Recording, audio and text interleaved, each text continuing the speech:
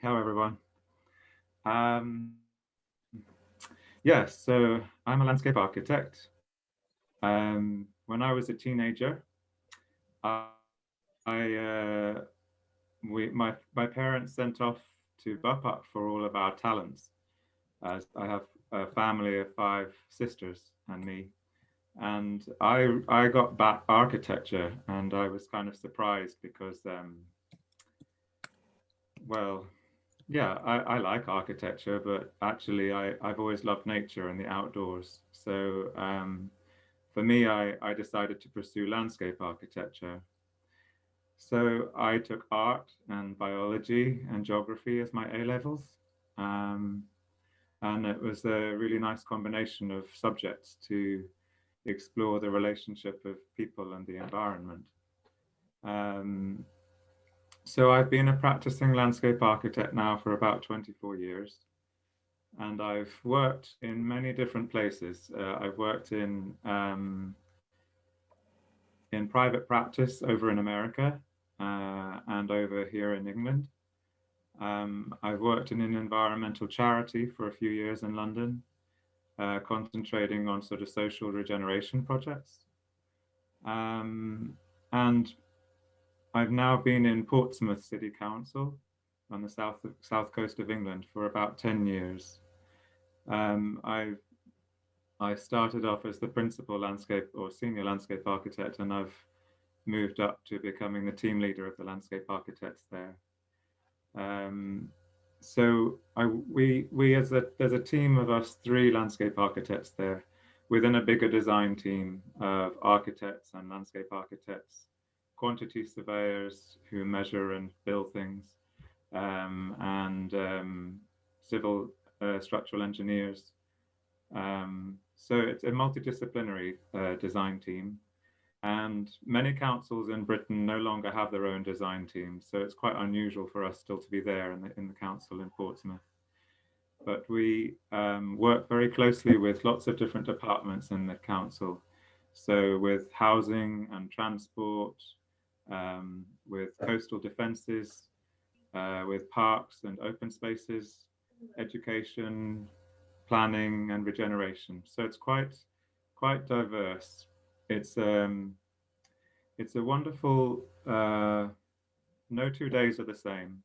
Every day is quite different, and I have about 15 different active projects at any one time, all at different stages of delivery. Some of them I'm working on a concept design for, or I'm discussing what the scope of the project is with the people that we're working for. Other projects are further down the detailing of a project, or then maybe we're applying for planning permission, or we may be actually at the stage of tendering it. That means going out to the market and getting prices back, or we may be actually implementing it. So it's quite a, I feel like I'm a very busy cook sometimes with about 15 different pots on stove, just trying to keep them all going at the same time, trying to work out which ones to prioritize and that sort of thing. It's a very enjoyable job. And the reason I came to, having tried out private practice and all these other different things, they all have their pros and cons. I'm really aware of that. But what I noticed with private practice, for me personally, I was getting frustrated with how everything comes down to the bottom line of money. It's always about how much can you eke out of a project. And often, as a landscape architect, you feel like you're right at the bottom of the pecking order. So everybody else or everything else gets far more priority. And then if there's a little bit of room, a little bit of budget left to do the planting, great, we'll do that. So I would find that quite frustrating. It's not a very satisfying way to work. And as a landscape architect, what I believe, I think many landscape architects feel this way, is very passionate about what we do because we're really, if we're given the opportunity, we're actually integral to the whole of the project. We can help shape how a project will really feel from the outset. We can help place the buildings correctly. We can help direct the relationship of the open space that knits all of the buildings together. And I think people are starting to really realize this now, and they're giving much more chance for the landscape architects to hold the project together. So now we end up managing all these different people with their different skill sets, because each of them are important to a project. Can't build a wall without consulting a structural engineer, for example. But what we do is to help bring all those different people together and engage, because as a landscape architect you have to think about how people relate to their environment very much. So there is a bit like what Stephen was saying, that space between things, when you bring it right down to distill it down to the most basic. That's what we often find we are doing in landscape architecture as well. We're looking at the relationship between things and the energy that comes between. It's about people and their environment. And what's also interesting about landscape architecture, for which I said before, is the natural environment. So there's nothing quite so mysterious and amazing as nature, and trying to design with it is quite something to learn, because plants, as you know, they grow. They start from very small and they grow big, and they have different sort of forms. Some of them grow big, some of them spread out wide, some of them have amazing leaves, some of them have amazing colors, some of them die off in the winter time. And then what do you do? Do you need something else to complement them? So it's really interesting working with plants as a kind of design material, but also we work with hard materials. So we're looking at paving and surfacing, site furniture. We're also looking at things like bollards and fences, pergolas, things made of timber, things made of metal, things made of stone and concrete.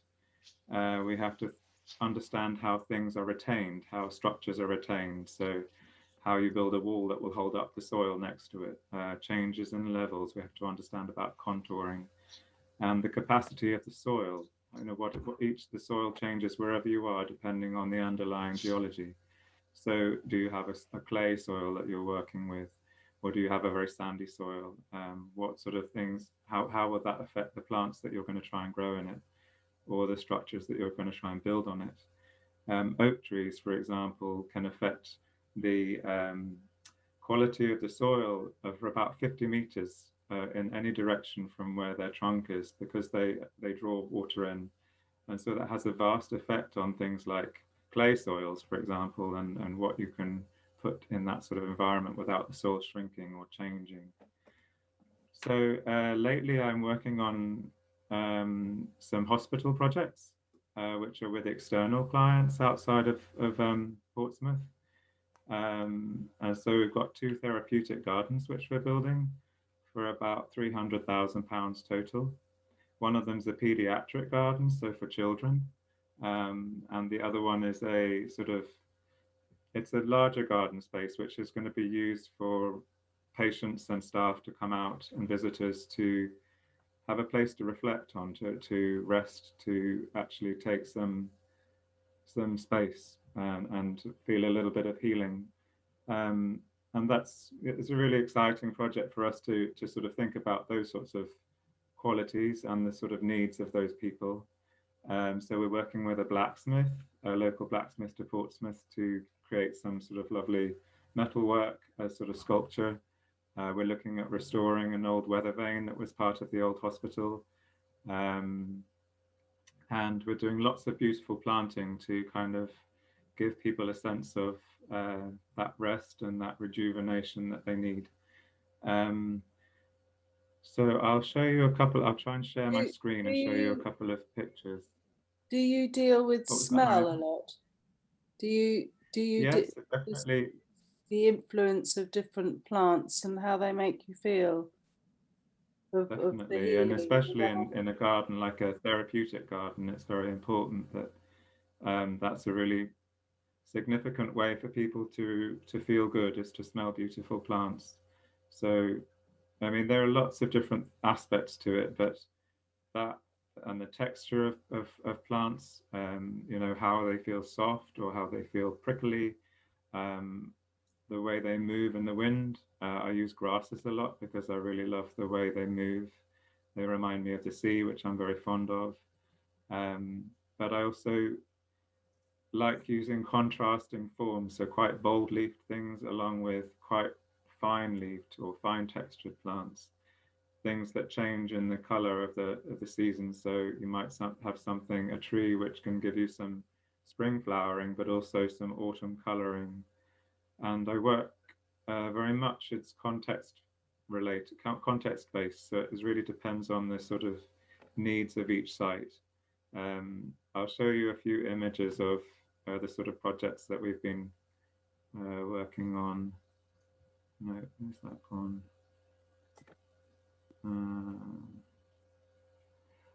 Hold on.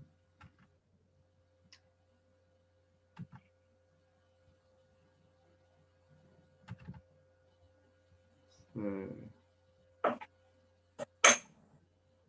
I'm not sure.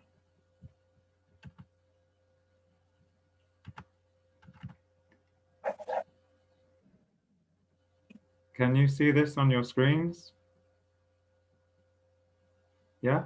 Yes. Okay. So this is just some school projects that we worked on over the last few years, creating sort of different environments for children. Sometimes we have to use materials that I'm not always very fond of, but things like artificial grass. A lot of schools are paranoid about having natural grass areas, so they ask us to use materials which we have to kind of compromise on. But that's natural grass down there on the bottom left, and we like to play with lighting as well. So we work with our architectural colleagues to come up with sort of dramatic things. This is a therapeutic garden for a school where they were doing lots of teaching, growing plants for cooking and harvesting, and having a space for quiet.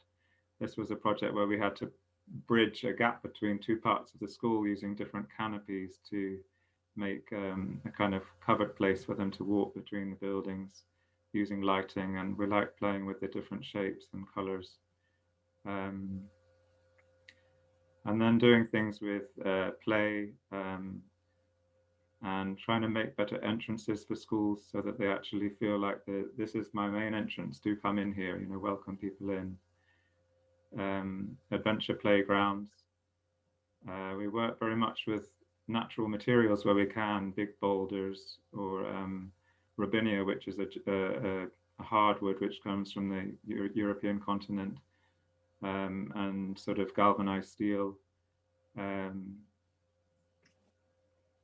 And then I've talked about planting, but I use a lot of pine trees in Portsmouth because we're by the coast and they grow very well. They take very poor soils. They take very strong salt winds, and they seem to be able to withstand everything.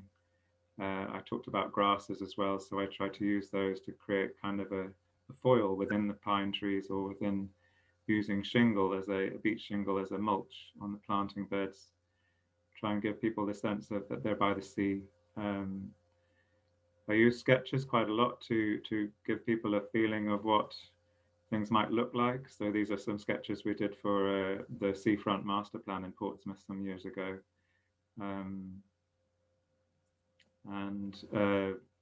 What I've been involved with over the last 5 years in Portsmouth is the sea defences.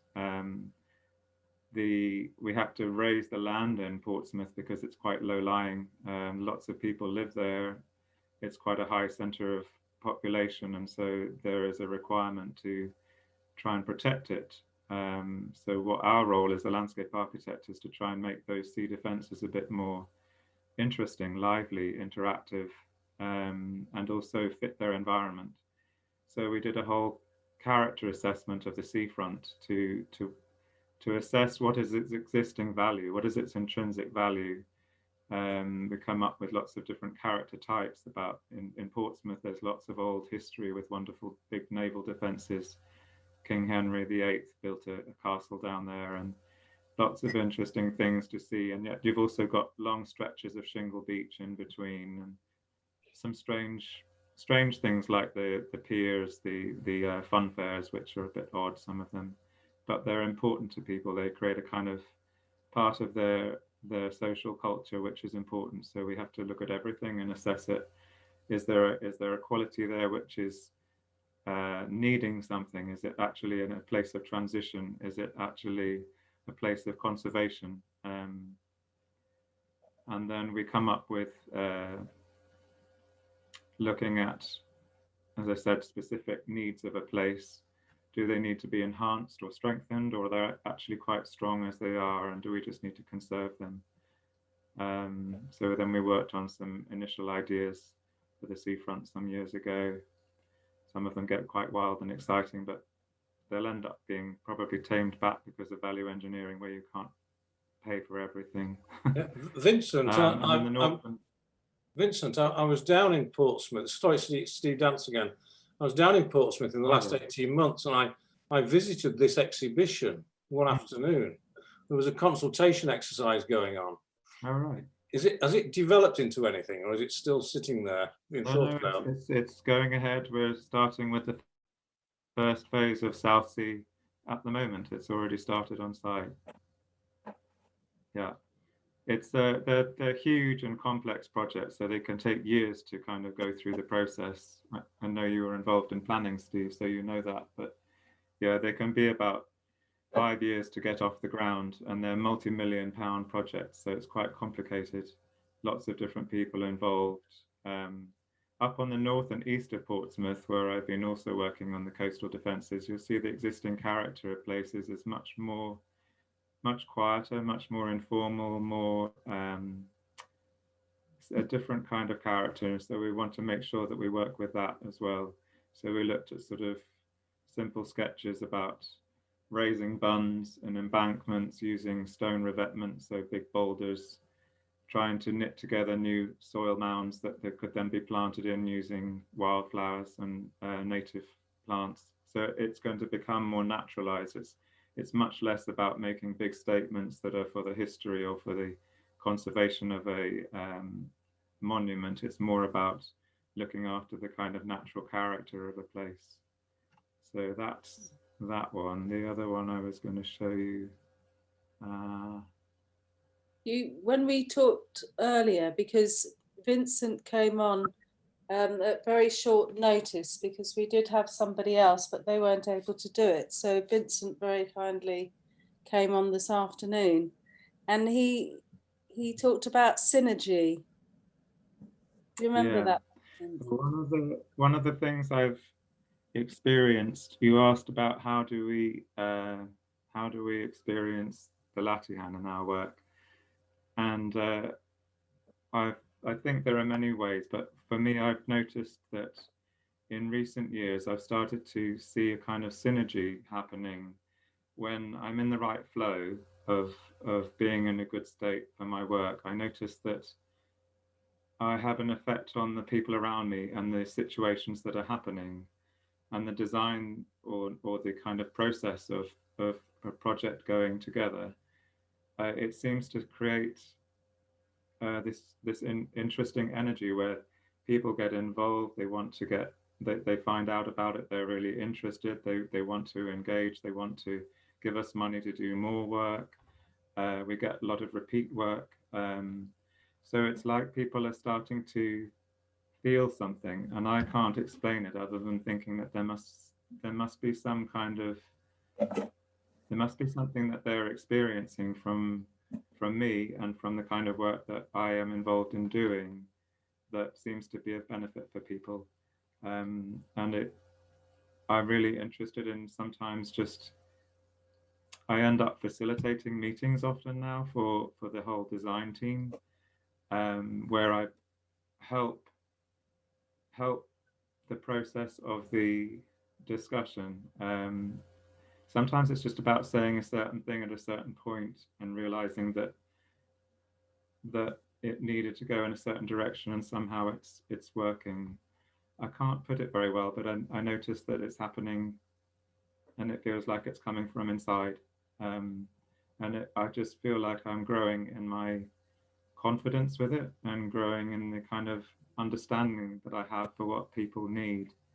Sometimes it's about recognizing the sensitivities of where somebody is at and being able to encourage them to come out of themselves. Some of the more junior architects or landscape architects, I'm often very aware that they need encouragement, and so I will pull them in to actually get involved in a project and then ask them to talk about it or share what their experience is with it. And it's to get them more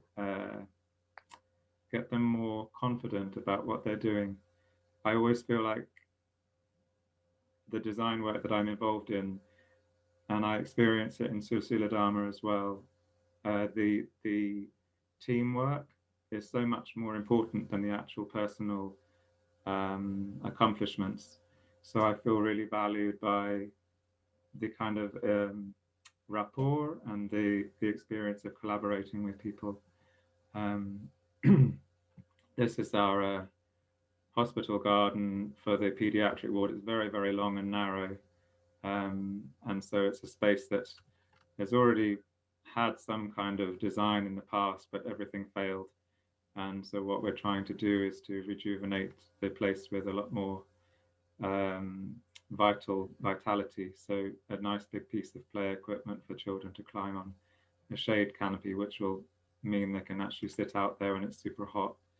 Some fun graphic panels on the glazing walls, a lovely planting to move in the wind and give them color, and things that have to be quite drought tolerant, because up there on the deck where the pediatric garden is, it's so exposed and windy, things will just dry out like that. So we have to be aware of that kind of thing.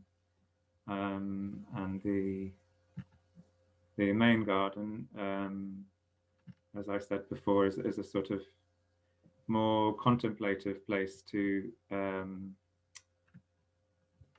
come out and take respite. So we're working with a blacksmith to restore the weather vane, and also to create some interesting kind of shapes that we will set within the planting, within sort of rock gardens and pergolas around the edges, to create a kind of partial screen that frames the garden, makes you feel like you're a bit separated away from the parked cars around, and gives you a sense of quiet. And then using some of the memorial stones that were important to the hospital in their old scheme. So yeah, I think that's all I really need to say for now. I'm happy to take any questions if you've got any.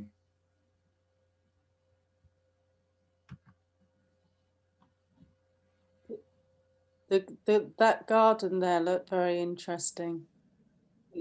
Yeah, we're trying to think about.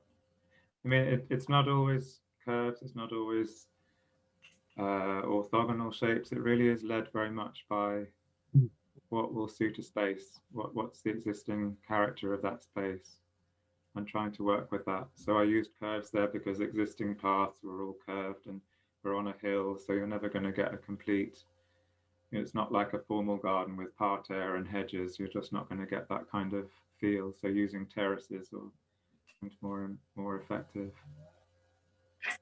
Okay, hello Vincent, it's James here. I'm just interested actually, because I go down to Portsmouth a lot because I write military books. So it's sort of like the headquarters of the Royal Navy. So is any of your work, do you get influenced by what the Royal Navy want and the historic significance of Portsmouth? Because I know a lot about the area, like, you know, Hayling Islands and Emsworth, and there's some old Mulberry Harbour casements in Langston Harbour. Do you get influenced by any of that in your work or not? Very much. Interested.